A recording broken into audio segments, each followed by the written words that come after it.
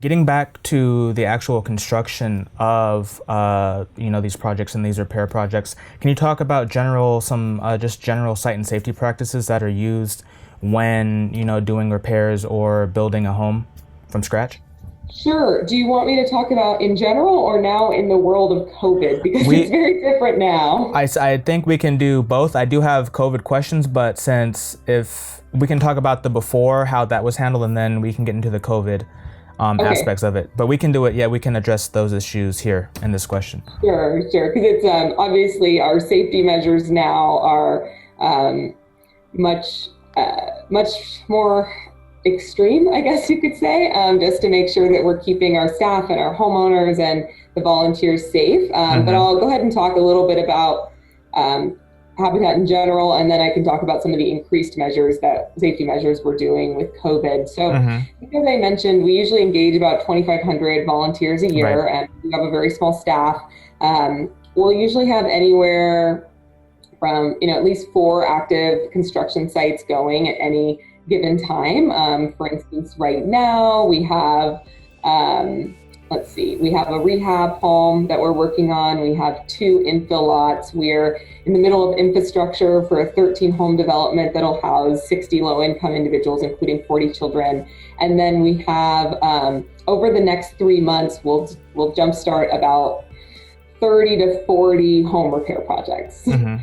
So lots of active sites. We'll have 1 construction site supervisor who, they're general contractors. They're members of our staff with many years of construction experience, each of 1 per construction site. And then the rest of the labor is provided by volunteers and the homeowner partners. And our volunteers and homeowner partners do about 90% of the construction work on our homes. So we contract very few things out. The only things we contract out are plumbing, HVAC, drywall, and the cement for the most part. Even the electrical work on our homes is actually done by volunteers. We have a special team that's called the electrical crew. It's run by an amazing man named Cliff Popejoy, who is a licensed electrician who owns his own company, and he's been doing it for over 30 years. And we have a training seminar at the beginning of every year where anyone in the community interested in learning how to do electrical can attend, and they're trained, and then they just have to commit to working on at least 10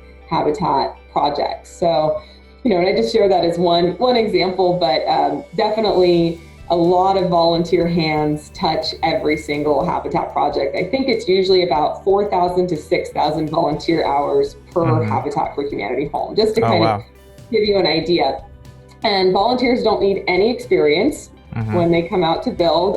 We've even had some folks that haven't even held a paintbrush. So it's great when people do have some construction wherewithal, but it's definitely not expected. And so what will happen is the volunteers come out for the day. We train the volunteers on whatever task we'll be doing that day, whether it is running the drip lines for the landscaping, rolling the roof trusses, framing the walls and raising them, painting, the list kind of goes on and on, putting in the cabinets, all of those different pieces. We provide all of the tools. We provide the supervision, the safety training, the materials, everything that someone would need for the day. And we build Wednesday through Saturday. So lots of different, people coming in, all ages, all backgrounds, all industries, everything from students to retirees to corporate teams like Wells Fargo and Intel and attorney firms. So it's a cool team building experience too. Our safety record is actually very good. We haven't had an accident in quite a few years, and I think that it's we have an orientation at the beginning of the day. Our construction supervisors always share I think something that resonates with people, and that this is it's a marathon, not a race. So we go slow, we take our time, and I think everybody wants to maintain the safety of the Habitat job site as well, from staff to volunteers to the homeowner partners who are out there doing their sweat equity. So, so we do have a really safe job site and a really good safety record, which I think people are always surprised. And then And I think on the other hand, where people are surprised too, there's often a misconception, I think, with affordable housing and what that housing actually looks like. And not only are these homes built by volunteers, but they're built really exceptionally by volunteers. So back in 2009, we actually started building all of our homes up to LEED building standards. We received a national award by the U.S. Green Building Council just from our little Sacramento habitat for the quality of energy efficient homes that we were building. We no longer pay to get the LEED certification just because it's an added expense, and we want to make sure that our funding is going into the projects. Right. But we still build to the same quality of homes. So they're pretty amazing. And the average utility bill is around $10 a month. So I think it's a great example that, of what community volunteers can accomplish. Very eco-friendly.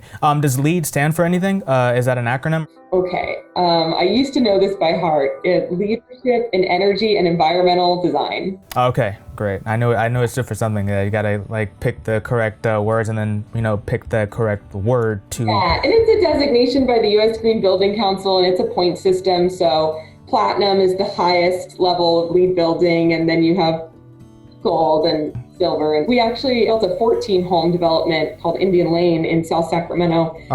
We finished it in 2015, and all 14 homes were designated platinum LEED certification. So as energy efficient as you could possibly get. So, so yeah, it's a pretty good product. And I would, once we get through COVID, I should say, anyone that's interested in attending a habitat dedication, I would highly recommend it. You get all the warm feels, and the family gives a speech, and you get to tour the homes, and all the volunteers who help build the home come, and we're doing them virtual right now, so I guess you can catch them on Facebook, but it's always really neat when you can actually physically be there and see the home builds. We've talked about the safety aspect of COVID. I know that has sort of changed in terms of, I would assume wearing masks and, sanitizing and things like that, but can you talk about if the work has sort of increased, decreased, or remained the same since this whole thing started, and how you've done things differently?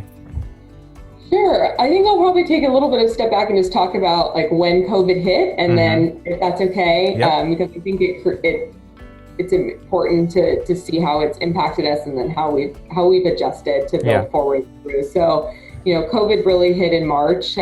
We had to close our restore when shelter in place first was told, and our restore, like I mentioned, is our retail outlet, and it's like a Home Depot meets Goodwill and sells new and used building supplies and home furnishings. And last year, our restore brought in a little over 1.2 million in sales. And the restore directly helps support our operating costs. So things like rent, staff, so that when we receive financial donations, we can put those donations directly into the projects, which is what every donor wants to see. But of course, we need to still keep the lights on and pay the staff. So the restore is a really big asset in that way. Well, when all of a sudden we had to close our restore without any warning, it meant not only closing the restore, but furloughing 90% of our habitat staff and shutting down all of our active construction sites. So it was, to say that it was a difficult time would be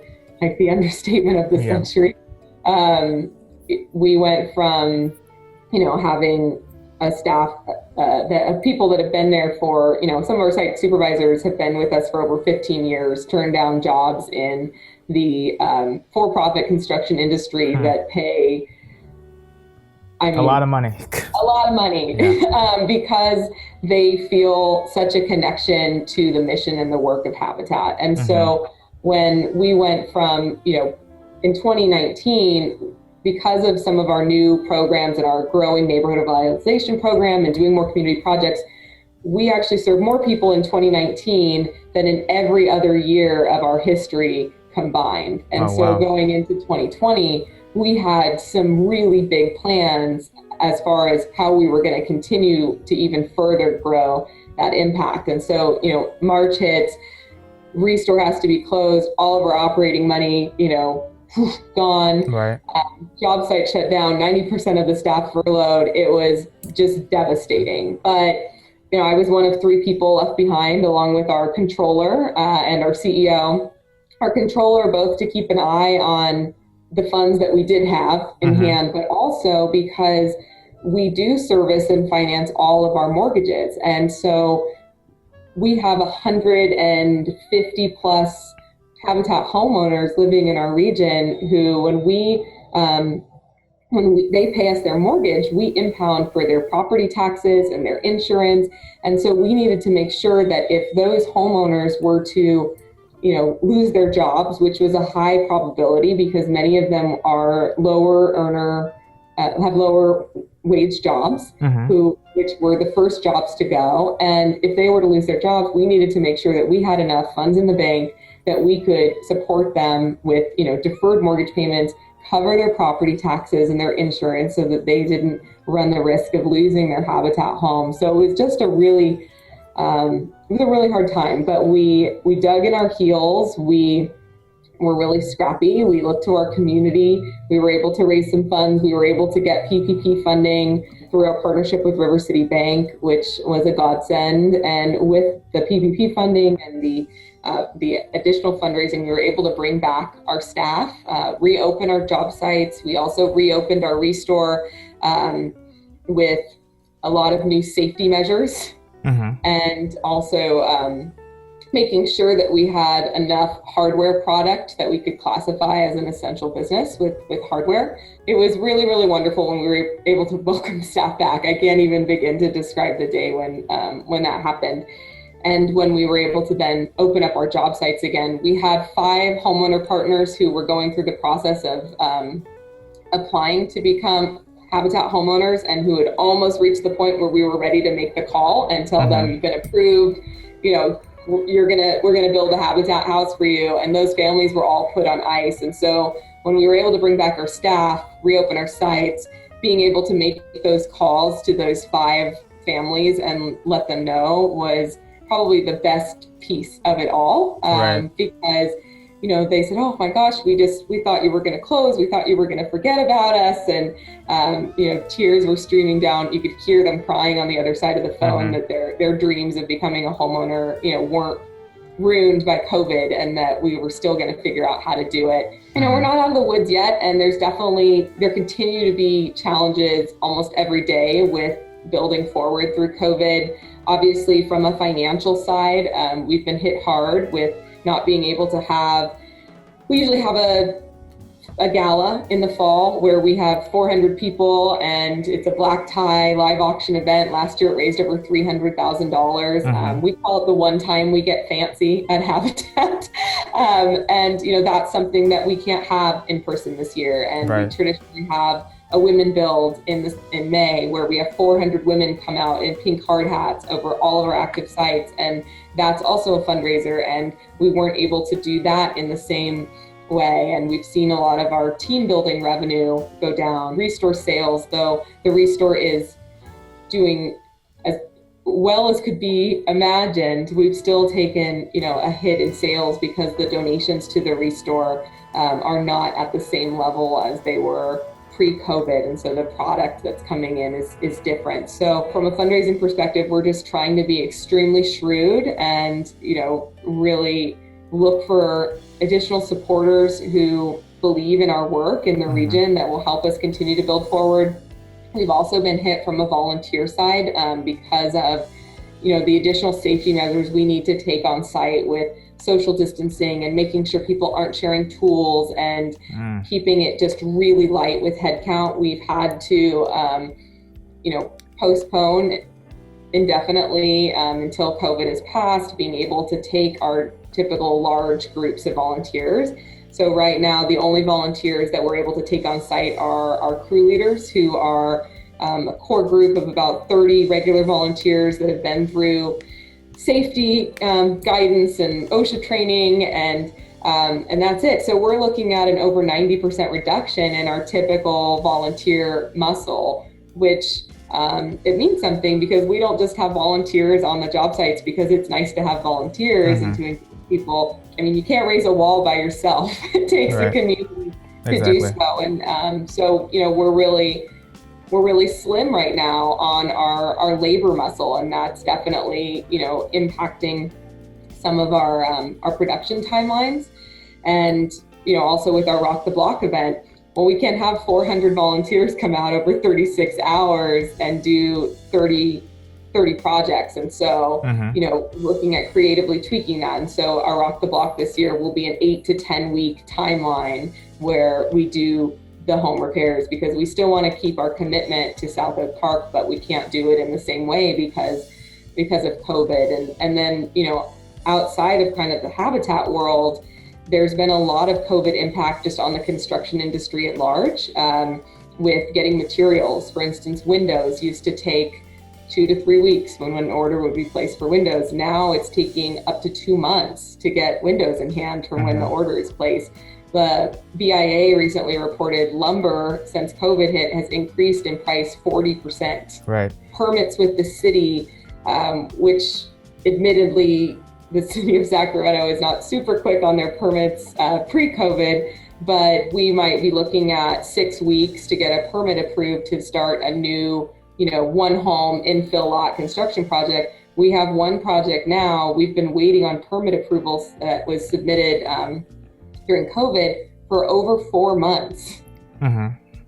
So, that means we can't pour the foundation, raise the walls. So there's just a lot of obstacles with COVID, but we're navigating as best we can, especially knowing that the need for what we do, we were in a housing crisis before COVID, and the need is it's unfathomable now. The number of people that need affordable housing, both from a home preservation as well as the opportunity to get into affordable housing and to purchase their own home. Something we always say is that the best rent control is an affordable mortgage. Very true. Affordable housing is needed across the spectrum from what we do to more affordable rental. There's just not enough units, and with people losing their jobs and home now being literally the key to everything, it's where we shelter, it's where we educate our children, it's where we work, it's where we, hide from a pandemic and unhealthy air quality. So I think, like I said, the need is just greater than ever. And so we are pushing forward regardless of the obstacles, and we'll just keep building. Definitely. That's great. Yeah. I was watching a podcast, and they basically said it was this comedian's podcast, and they're moving from Los Angeles back to their hometown of New Jersey, but they were saying the home is like, you're not going to move to Los Angeles because of the beaches or, Hollywood or wherever you decide to live in Los Angeles. It's like the home is like the new center of everything, at least at this current moment in time. So it's going to be like the view outside of the window as opposed to the view in person at the, looking at the ocean and the waves crashing. In that regard, would you say that have you seen a rise in applications for home ownership during the COVID-19 pandemic, or is that process been about the same? I will say before the pandemic, we'd already, the last couple of years, been seeing record numbers of people applying. In 2019, we had over 800 families who applied for Habitat homes, inquired, and that was for under 10 homes. So to give you an idea of kind of the need and what we're able to meet with the resources that we have. And that was in addition to over 1,000 inquiries from seniors and veterans and low-income families for our home repair program as well. And with COVID, I can definitely say that our homeowner services team has been getting calls, just so many calls every single day of people asking, how can I apply? How can I apply? There's one gentleman I can think of, he comes every 2 months to our door. We have open application periods, so you can't, certain periods when you can apply, so it's not just like an open application period. And so our next open application period won't be until 2021. However, that doesn't mean we don't have people that call and ask and, how can I get on the list to be notified? But we have one gentleman who comes almost every 2 months to our front door, and, the emotion in his face as he's, begging to be accepted as a Habitat homeowner and sharing about what his family is going through and where they currently live and the suffering that his children are facing as a result of not having, decent affordable housing. And it's just heart-wrenching. And I think a lot of the calls we get are very similar, because COVID, what it has really done is exacerbated the conditions that many of these homeowners have been facing for years. Whether it's, now they're stuck sheltering in place, maybe they're a senior and their roof has been leaking. Well, now they can't escape it. Or maybe they're a family of 8 living in a 2-bedroom apartment. Right. Well, now they're supposed to educate their children in that 2-bedroom apartment, and the rents have been increasing. I think, that's something we've seen also in the last couple of years. More and more families are qualifying for our program because of they're paying over 50% of their income just on their rent. We had a family that we served in 2018, a veteran family, and they were paying 80% of their income just on their rent. Mm-hmm. How do you even survive? Exactly. Yeah, it's very hard. Which brings me to another question I have. Because of COVID and the shelter in place, people weren't able to work, and this was at the beginning of the pandemic. It was already hard to make that money to pay rent, pay the bills, and feed their family. And they put this sort of rent moratorium in place. Can you speak a little bit about that? And I believe it was supposed to end this month in September sometime, but they pushed it back to January. But my main concern is that these people who didn't have the money in the first place to barely get by now have to pay, 9 months of rent by January, which honestly will not happen because they could barely do it at the beginning of the pandemic. So can you maybe talk a little bit about that and how that, maybe not from a Habitat for Humanity standpoint, but just in general, how is that going to affect the housing crisis, affordable housing, and what is the climate going to look like in terms of these people being kicked out because they cannot pay their rent, and the landlords demanding their money? I mean, I think, just to put it simply, it's going to be devastating. Most low-income families don't have a savings account. They're living month to month just on paying their rent. So if they don't have income coming in and there's not additional funding to supplement their lost income because of COVID, the idea that they would be able to come up with several months of rent that's been deferred is, it's highly unlikely. And people that are moderate income, higher income, they might have family or personal contacts that they can borrow money from. They're also in a position where they will be more likely to be able to get a loan if they need a loan from a banking partner. But people that are lower income don't have those same resources that they can tap into. But at the end of the day, we're going to be seeing a huge influx of vulnerable individuals, seniors, low-income families who are going to be displaced. And we already know that there is a huge lack of available affordable housing in our city. Right. And that goes to, everything from housing for homeless, vouchers. SHRA, the Sacramento Housing Redevelopment Agency, does everything they can to squeeze as many vouchers out as possible for, affordable housing rental. But I think the last article I saw is that they had thousands more requests than they could fill with the resources that they were given to give out vouchers. And then going up to what we do, as I shared, we had 800 families last year who applied for under 10 homes. So there's just not enough units. And so when you look at these families that are going to be displaced because they can't afford their back paid rent because of job loss from COVID, there's not anywhere for them to go. Yeah. What happens to them then? What happens to the number of people that you see on the streets, or the number of people that you see being very housing insecure, where they're going into friends' garages or they're piling multiple families into one unit? I think it's going to be really heartbreaking, and I hope that we can find some solutions at the local, the state, the federal government. I think that I've got my big vote sign behind me, about making sure to vote to make the cost of home affordable. And I would encourage all of us to really think critically at the local, the state, the federal level about how we can make sure that we're using our voice to ensure that there are affordable housing solutions, at every level of the spectrum. Because even if we're at a point financially where we're not concerned, maybe we are lucky enough that we own a home, and so we're safe, well, it impacts our entire community, the more people that there are on the streets. And so whether or not we're at risk of becoming a family that's on the street or a senior that's on the street, our community is not safe and healthy and whole unless everybody has a safe, decent place to live. So I hope that we all remember that, and we use our voice and our vote in the most proactive way possible to make more affordable housing solutions. Definitely, yeah. I hope it doesn't get too much worse, but it sounds like it definitely will.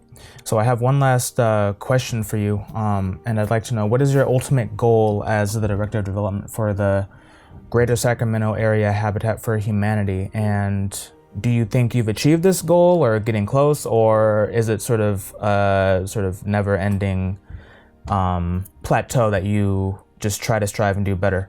I think when it comes to what I do and what Habitat does as a whole,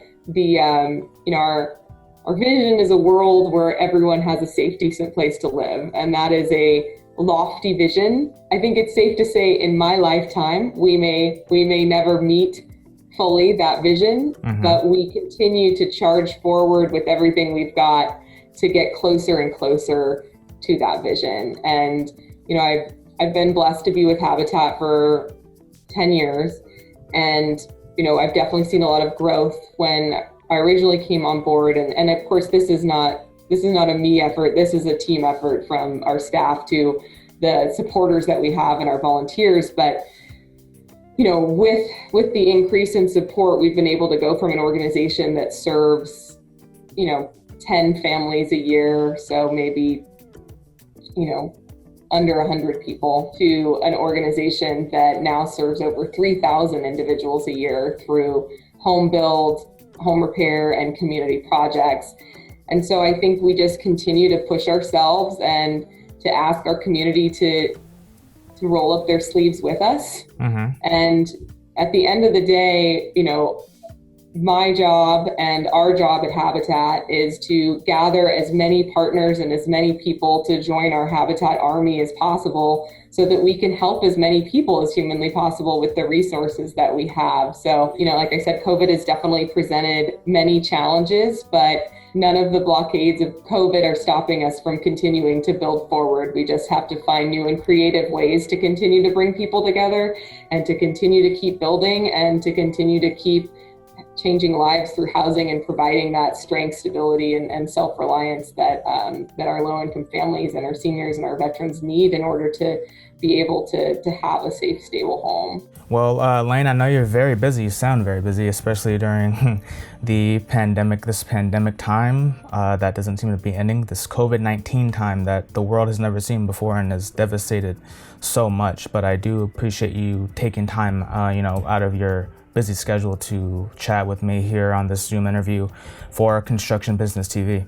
Yeah, absolutely. And it was exciting to be able to chat with a fellow Christian Brothers alumni. Definitely, yes. So again, it's a small world, and so maybe we'll cross paths eventually too in real life. I hope so. Thanks so much. Thank you. So I hope everyone enjoyed the interview. If you'd like to learn more about the Greater Sacramento Area Habitat for Humanity, you can visit habitatgreatersac.org. Stay tuned for more construction business related news. For CBTV and quality-trades.com, this has been Logan Williams reporting. Take care, and I'll see you next time.